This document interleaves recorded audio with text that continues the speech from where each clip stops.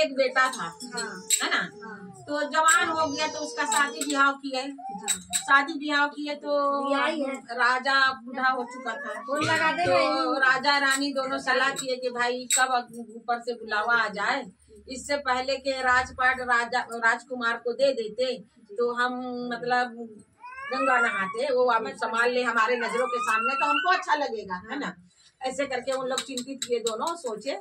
तो वो बोले कैसे, अभी तो वो कुछ भी नहीं जानता है, कैसे करें। तो फिर पहले जमाने में क्या, राजपाट देने से पहले राजा लोग अपने औलाद को पुत्र को वनवास भेजा करते, ताकि वो गरीबी अमीरी धूप छाया पानी बरसात वो सब कुछ जाने, जब तब जाके वो पब्लिक का मतलब कोई भी निर्णय करेगा, है ना, प्रजा के साथ न्याय करेगा, है ना।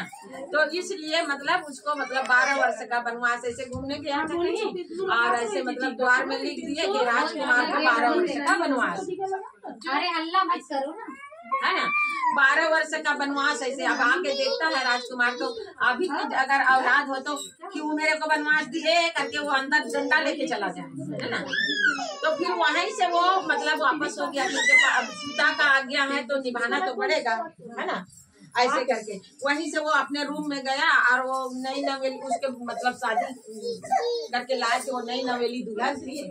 तो उसको बोला कि देखिए मेरे पिताजी 12 वर्ष का वनवास मुझे दे रहा है, तो मैं जा रहा हूँ, तो अब तू अच्छे से रहना भाई, है ना। वनवास तुझे नहीं दिया है। तो बोले कि अब आपके बिना मैं कैसे रहूंगी अच्छे से, मैं तो आपके बिना जी ही नहीं सकती, सोच ही नहीं सकती, कैसे जीऊंगी मैं आपके बिना, मैं नहीं रह सकती, मैं भी आपके साथ जाऊंगी। ऐसे करके मतलब वो भी हट लगाने लगी। तो कहते हैं बाल हट या त्रिया हट मानना पड़ता है मर्दों को, है ना। भगवान को भी मानना पड़ा है, माँ भगवती का, है ना, हट को।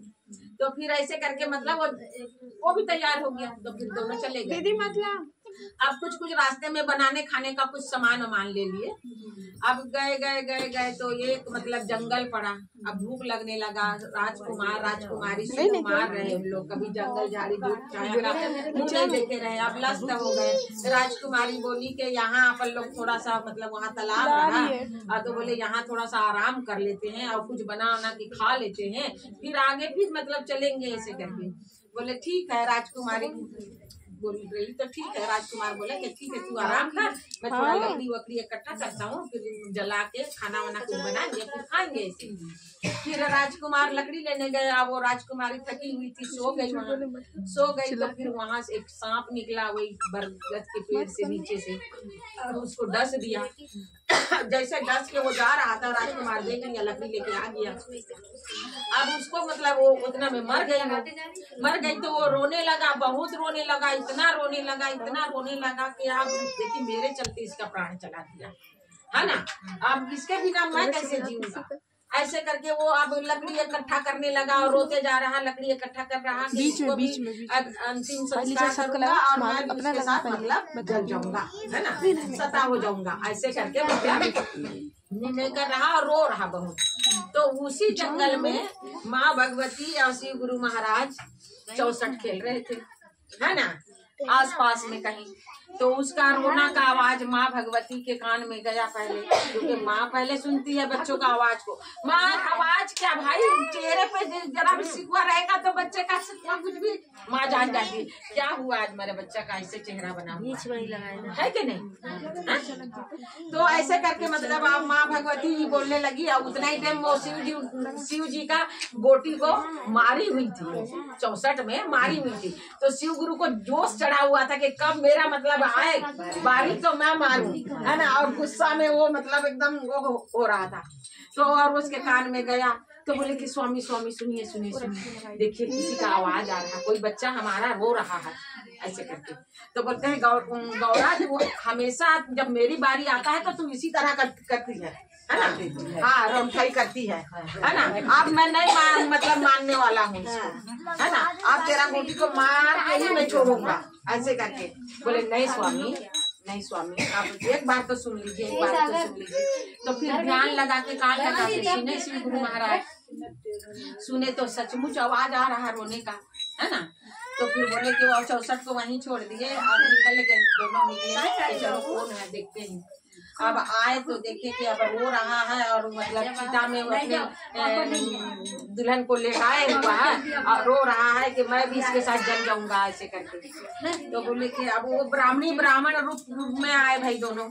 बोले कि बालक क्यों रो रहा है? तो बोले कि देखिए मेरे माता पिता मेरे को 12 वर्ष का वनवास दिए और मेरे पीछे ये आ गई, मेरी पत्नी है ये मेरे पीछे आ गई। मैं इसको बहुत मना किया कि तू मत जा मत जा, लेकिन नहीं मानी और यहाँ वो सांप काट दिया और ये मर गई। तो अब इसके बिना तो मैं जी नहीं सकता हूँ, है ना? तो कैसे जीऊंगा? इससे अच्छा मैं भी इसके साथ मतलब मर जाऊंगा ऐसे करके मतलब बोल रहा हूँ और रोने लगा बहुत। अब शिव गुरु और मैया पार्वती एक दूसरे का मुंह देखने लगी। तो बोले कि दिखा तेरा हाथ, तो उसका हाथ देखे शिव गुरु महाराज। बोले कि तेरा आयु तो 100 वर्ष का है ना? तो फिर उसकी पत्नी का हाथ देखे तो बोले कि वो उसके पत्नी का उसी समय लिखा हुआ था ब्रह्मा जी, उतना ही लिखा हुआ था वो अपना मौत कि इस दिन इस बरगद के नीचे और सांप आके काटेगा और ये मरेगी, ऐसे ब्रह्मा जी लिखा हुआ है ना। कहते ब्रह्मा का लकीर को कोई नहीं काट सकता, है ना। तो फिर अब क्या करे? अब बोले तो आपका तो पत्नी का आयु इतना ही था, अब वो अपने आयु से ही गई है, अब वो जीवित नहीं होगी। तो बोले कि नहीं जीवित होगी तो कोई बात नहीं, मैं मर जाऊंगा। तो शिव गुरु और पार्वती बोले कि ये हमारे सामने अगर मरता है, इसका तो 14 मतलब 100 साल का आयु है और ये मरेगा तो हम तो धर्म मतलब पाप का भागी बनेंगे, है ना। और धर्म संकट में आप कैसे करें? अब ब्रह्मा विष्णु को उन लोग अंदर गुहार मारे भाई देखे। बोले कि आप कुछ भी बोले कि नहीं हो सकता। ब्रह्मा भी बोले नहीं हो सकता, विष्णु भी बोले नहीं हो सकता है। फिर क्या हुआ?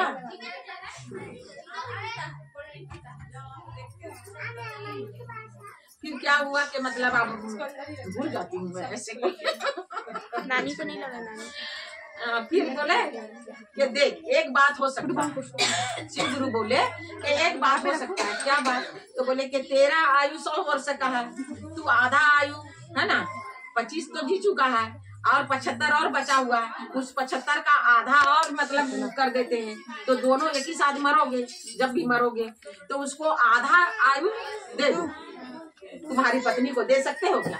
तो बोली कि हाँ मैं तो दे सकता हूँ। अभी तक वो एकदम मगन हो गया भैया, है ना, वो तो प्यार करता रहा, मगन हो गया। बोले कि हाँ कैसे कर? बोले कि वो तुलसी पत्ता ले आओ और अंजलि भर जल लो और बोलो कि शिव गुरु कन्या पार्वती को साक्षी रख के मेरा आधा आयु मैं अपने पत्नी को दे रहा हूँ। ऐसे करके उसके अंजलि में गिरा दो, है ना। अब वो अपने मतलब हाथ में मतलब तुलसी पत्ता लिए और अंजलि भर जल लिए और बोले कि आधा जो भी मेरा आयु है उसका आधा आयु मैं अपने पत्नी को दे रहा हूँ। शिव गुरु मैया पार्वती को साक्षी रखते, हे शिव गुरु मेरे पत्नी को जीवित कर दे, है ना। तो अब वो जैसे कि पड़ा वो पानी उसके अंजलि में, है ना, राजकुमार के हाथ से उसके हाथ से पड़ा के वो उठ गई, बैठ गई।